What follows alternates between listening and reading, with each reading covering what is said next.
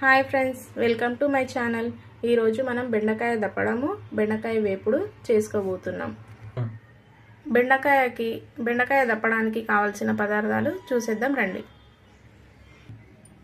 Onion, tomato, కరివేపాకు, కొత్తిమీర, ఎండుమిర్చి, మిర్చి, జీలకర్ర, ఆవాలు,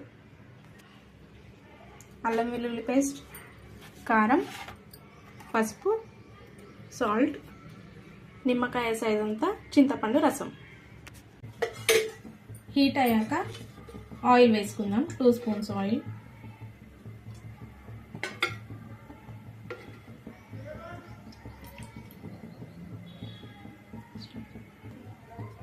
ఆయిల్ హీట్ అయింది.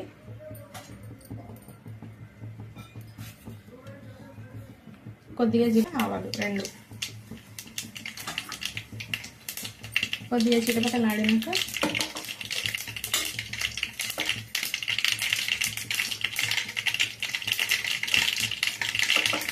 ఎండుమిర్చి, మిర్చి,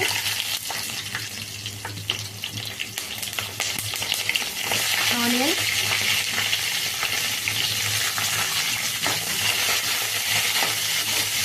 కొద్దిగా వేగాక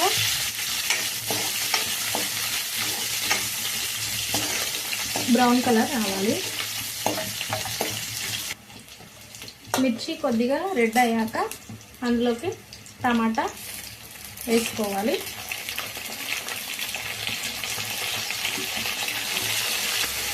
టమాటా కొద్దిగా ఉడికాక మనం మిగతా ఇంగ్రీడియంట్స్ వేసుకుందాం. అంతలోపు కొద్దిగా సిమ్లో పెట్టుకొని మనం బెండకాయ ఫ్రై చేసుకుందాం. స్టవ్ ఆన్ చేసుకొని బెండకాయ ఫ్రైకి మనం ఆయిల్ వేసుకుందాం.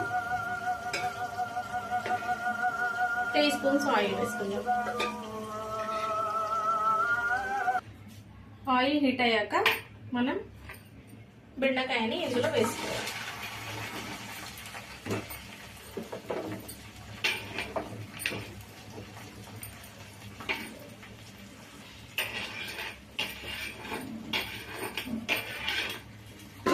బెండకాయని కొద్దిగా హై ఫ్లేమ్లో పెట్టుకొని హీట్ చేసుకోవాలి. ఇలా మనం బెండకాయని కలుపుతూ ఉండాలి. ఇప్పుడు బెండకాయని మనకు టమాటా ఉడికేసాయి. బెండకాయని ఇందులో వేసేసుకుందాం.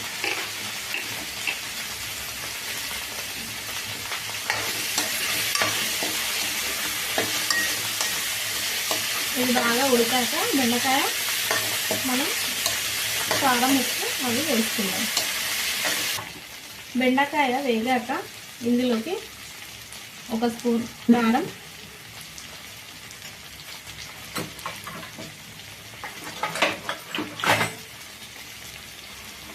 కొద్దిగా పసుపు,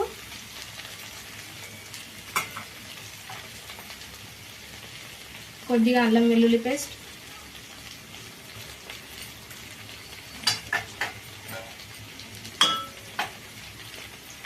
కొద్దిగా సాల్ట్, 1 స్పూన్ సాల్ట్ వేసుకోవాలి.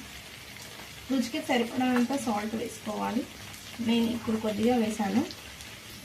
ఆల్రెడీ మనం పచ్చిమిర్చి వేసాం కాబట్టి కొద్దిగా కారం వేసుకున్నాం. 1 స్పూన్ కారం వేసుకున్నాం. ఇప్పుడు చింతపండు రసాన్ని వేసుకుందాం.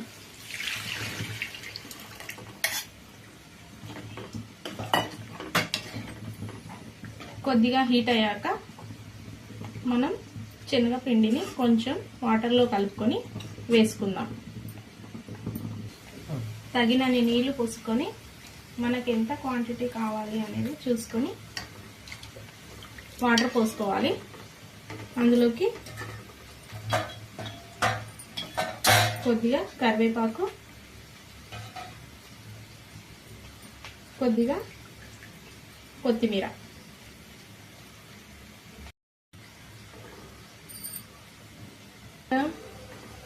కొద్దిగా బాగా మరిగాక మనం శనగపిండి కొద్దిగా వాటర్లో కలుపుకొని వేసుకుందాం. బెండకాయకి చింతపండు రసం బాగా పట్టేశాక మనం కొద్దిగా శనగపిండిని యాడ్ చేసుకుందాం. వాటర్లో కలుపుకొని కొద్దిగా యాడ్ చేసుకుందాం. లూజ్గా కలుపుకోవాలి.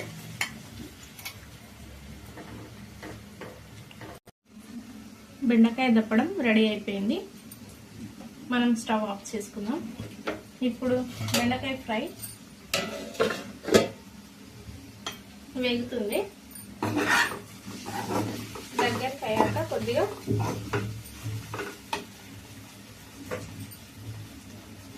పసుపు, కారం,